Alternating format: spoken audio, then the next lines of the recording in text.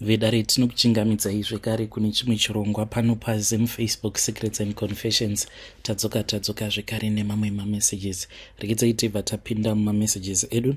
Ngatatsoka takakubatirai meseji yedu yekutanga yakamira sekudai so. Hanzi makadi zvenyu mukoma, ndinokumbirawo kuti munge muchindiposterawo nyaya yangu makavika uchitupa changu.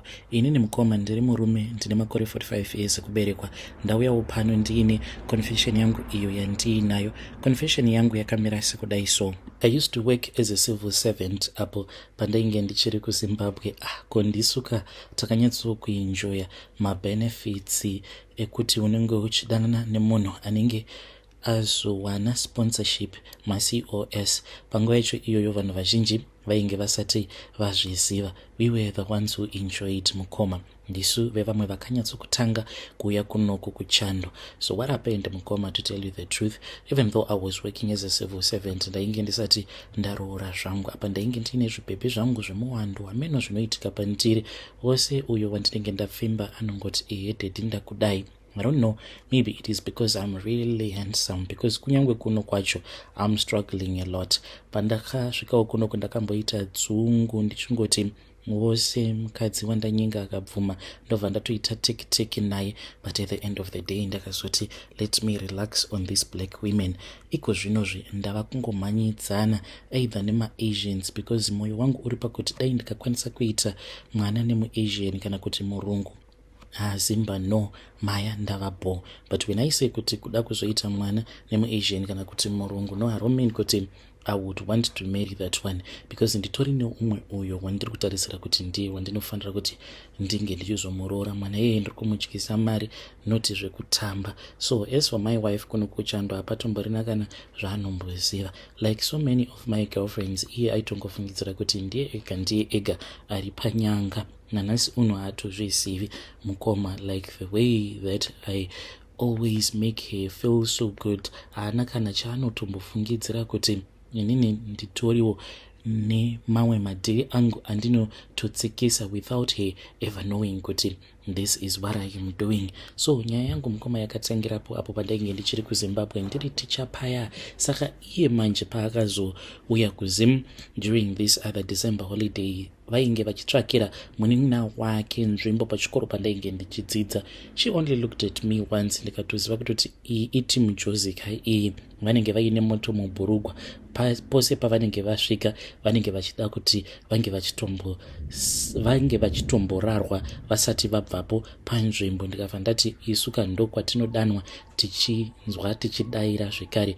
I then spoke with her, ndikabva ndatomukumbira mafone numbers ake ipapo mukoma Nash. Ndikabva ndatomuudza kuti aisafanira kuti ainge achizotya nekuti munin'ina wake nzvimbo ainge atoiwana. Akati sure. Ndikabva ndati yes. Ndokubva ndazotaura naadmin ndikati shamari manyisa mapepa, because chimoko ichi ndikuda kuti ndinge ndichizotodanana nacho. I don't know, I just felt it in my blood kuti uyu ndiye ainge ari munhu wekuti ndainge ndichazotomudya zvekudaro. To tell you one thing that I did not tell you, inini mukoma pandainge ndichiri kuma 17 years pane pamwe patakamboenda kuholiday kumusha, saka ndakabva ndachizonzi nasekuru, unozviziva here kuti iwewe uri muvhimi? So I could not understand, like I am someone wekuti I am scared of dogs, I'm even scared of walking in the forest, kutotya nyoka mukoma. I am someone wekutongoti I just do not want to be in the bushes. Ndikabva ndati sekuru, I don't think kuti inini ndinganzi ndiri muvhimi nezvandiri izvi, because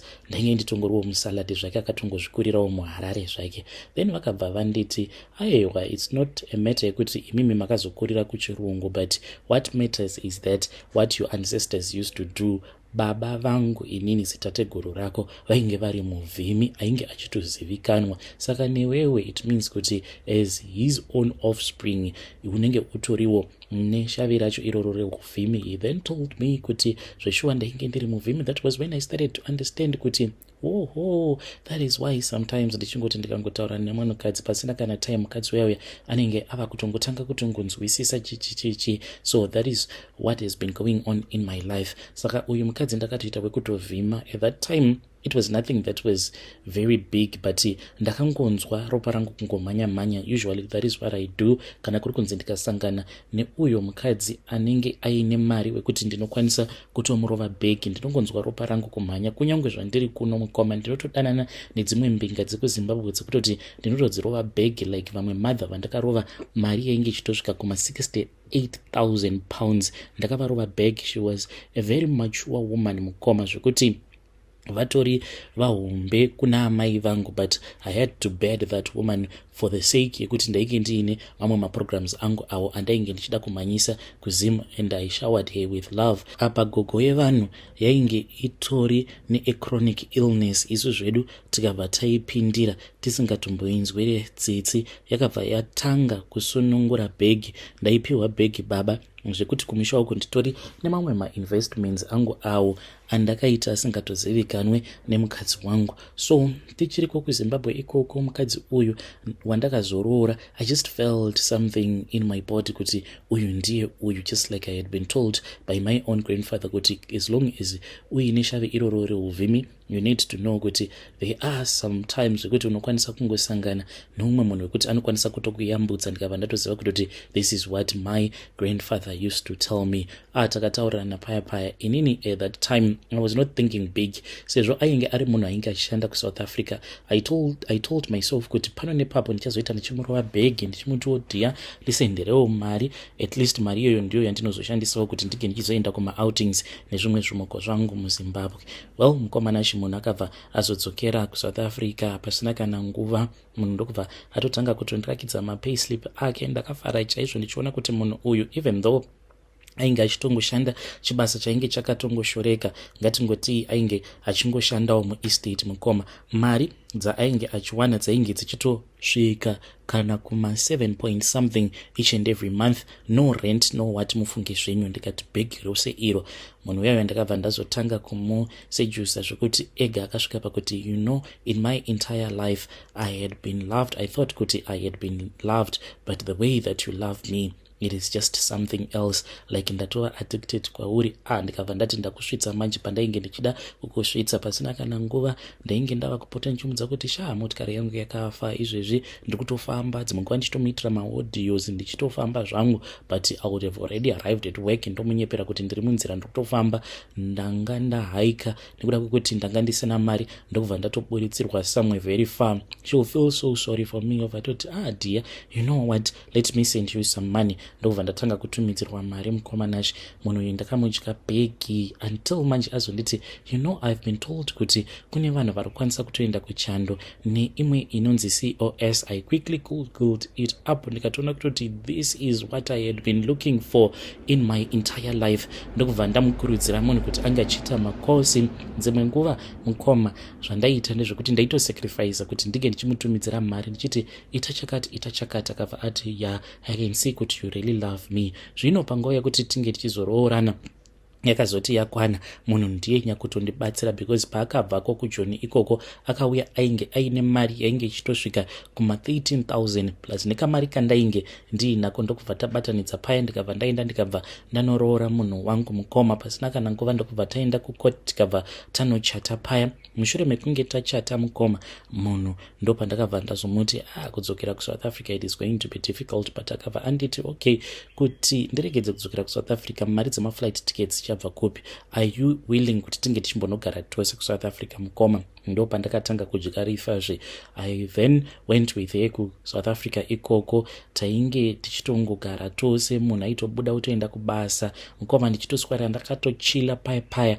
Apa padeni painge achigara painge paine wifi, apa mazi DSTV, ndichingoona mazi movie, Netflix, you name it, I will do it. Ndaingoswera ndichingozvidyira zvangu. Munhu was just taking care of me. Munhu ndakabva ndazokasika mukoma kuti ange achikwanisa kuenda kuchando. And remember, iye ndaito mumanager my finances ake zvekuti it seemed as if ndini ndakatomuendesa kuchando kwacho. Even her relatives would think that, but dzainge dziri mari dzake dzainge dzichitoshanda most of the times. Munhu wangu akati aenda kuchando kwayakuya, I knew kuti she was never going to forget me. Even right now mukoma, she is always grateful because of the plans that I made for her. And kuti dai wanga usiri iwewe dear, I don't think kuti I would have ever managed kuti ndinge ndichizoya kunoko. Fast forward takazotava kunoko kuchando mukoma uko kumusha nditoriwo nemunhu wangu wandakatosiya ndamupawo mapromises ekutoti iwewe you are going to be mine. Pamanachi ndicho chokwadi changu icho chandiinacho kuti in time that is what I am planning to do, kuti divorce then kamunhu kangu kari kuZim kobva kazouyawo kunoko kuchando so that we can be together. Kana mukaposta nyaya yangu mukoma muzondizivisa, ndichange ndichizotevererawo ndiri mucomment section. Vedare ndo message iyo yandakatumidzirwa ichibva kuna mukoma vedu avo. Naimiko zvazvakangooma hazvo vedu we. Pakaipa. Ko muchaziva sei zvimwe kuda ari kuZimbabwe the same way that you have been planning for your wife, maybe that is the same way that she will be planning for you. Kuti are you going to survive that heartbreak? Asi ngatizame kuti tinge tichitaura navo mucomment section. Zvakangooma hazvo vedu we.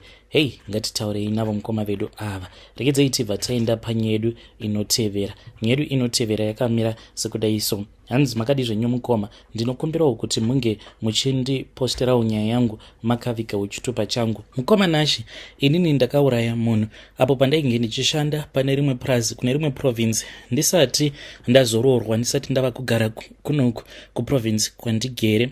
Ikoko mukoma Nashi ndainge ndichingoitawo zvekungokiya, ndainge ndisitomborina basa nazvo kuti munhu wandiri kudanana naye murume wemunhu kana kuti haasi, because papurazi pacho patainge tichishanda mari dzatainge tichipiwa dzainge dziri shomanana. Apa futi marent waifanira kuzobhadhara rent, murungu aigara akubatirai mari yemvura, mari yerent. Apa kumusha uchitanga kufunga kuti vana vanenge vachida kuti vange vachizotumidzirwa mari. So ndakabva ndazotanga kudanana neumwe murume uyu ainge aine mukadzi wacho ndokubva azozviziva, tikabva tazonetsana paya. Mushure mekunge tanetsana ndakabva ndazoenda kune vamwe madzimai avo vainge vakatovengana naye. Saka madzimai ava mukoma kwenguva refu vainge vachitsvaka pekuti vanokwanisa kumukuvadzira. Pandakaenda kwavari ndakaona kuti vainge vatori nerimwe zigrudge nayo mukadzi uyu, havana kukwanisa havo kundiudza kuti rainge riri grudge rei. Saka vakazondipa mimwe minamato. Ini handina kuziva kuti zvinhu zvandainge ndava kutoiswa ipapo zvainge zvichazokonzeresa kuti mukadzi uyu wandainge ndakabva mukunetsana naye ange achizokuvara.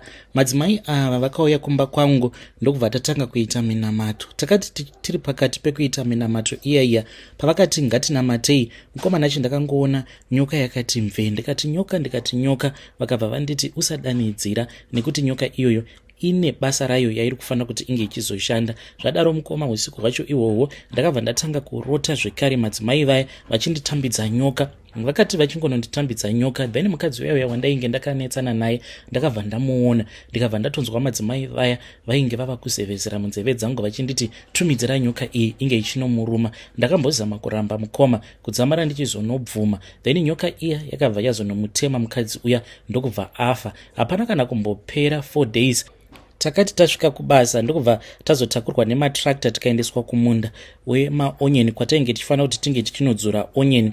So takati tiri pakati pekudzora onyeni dzedziya ndipo apo mukadzi uyu paakangoridza mhere akabva ati, maiwe kani ndarumwa, kani ndatemwa nenyoka. Mukoma Nashi patakanotarira kudai takatoona kutoti chiva chainge chakatonamatira paruoko rwake.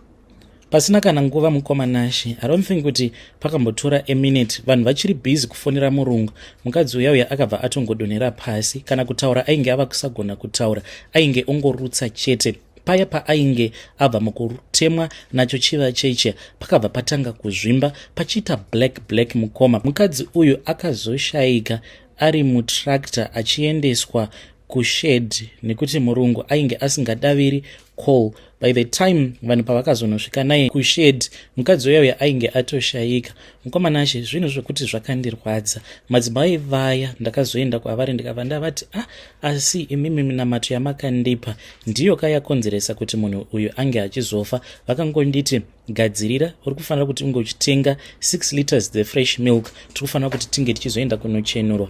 Naivowo vakatenga dzavo ndokubva tazonosangana neumwe murume wandisina kukwanisa kunzwisisa kuti ainge ari muprofita here kana kuti yainge iri n'anga. Ndokubva tazoenda kune rimwe demo takagezeswa naye murume uya tiri musvo tisina kana chatainge takambopfeka.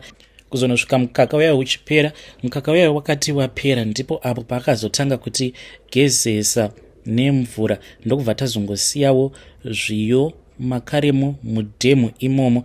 Then madzimai vaya vakabva vati mweya wake mukadzi uya kunyange zvikanzi zvaita sei haambofi akakwanisa kutiteverera. Mukadzi uyu mukoma ndakazombowirirana naye aitopota achitondipa minamato nekuti ndinge ndichitodiwa nevarume vevanhu. Ko ivo baba vaya vandainge ndichidanana navo, vaya vandakaurayira mukadzi wavo, kuti ndakazombovanzwa here? Nekuti vakazoti vabva kumusha vachibva kunoviga mukadzi wavo, ivo vakatouya vane jinja kani vachitoti ndiwe watova mukadzi wangu. Ndakazvitarisa zvimukono zvetsamba rafuta ndikati izvi zvinopenga chete, zvinofungidzira kuti ndingatova mukadzi wacho because ndainge ndichingozvidya mari hangu. Ndokubva tangoramba tichingodanana paya paya ndakazokapa rimwe heartbreak kamukono ikako kekuti ikoko kwakare handifunge kuti kangamboda zvekare kuroora mukadzi, nekuti ndakazoita kekutiza mukoma mushure mekunge ndazosangana nemurume wangu paFacebook. Ndakakabira mari ndini uyo ndikabva ndatiza ndichidzokera kumusha. Ndokubva ndazoti paya pandainge ndava kuda kudzoka manje kuSouth Africa apa ndainge ndatotumidzirwa mari nemurume wangu, ndikati ndikuda kusvirova nepaper 2 yeheartbreak. One day ndakatongokafonera ndichitochema ndichiti hey, I am regretting kutoita zvivideo we, ndichiti sorry kani tumidzire mari ndike ndichidzoka. Zvakangoti zvichingononditumidzira 2000 yekuti ndike ndichidzoka kwasviri, ndikabva ndangozviblokera kure uko kana sim card racho ndikabva ndarasa mukoma because I was going to my husband. Nanhasi uno ndigere nemurume wangu, ndo zvandakaitawo izvi mukoma. Hey vedare, ndo message iyo yandakatumidzirwa ichibva kuna vanzvadzi vedu. Akomana kakunzoko kune vanhu vane hutsinya akomana. Ngatizamei kuti tinge tichitaura navo mucomment section. Hanzi kamukono ketsamba rafuta zvakangoma hazvo vedu we, but makatouraya munhu kaimi vanzvadzi.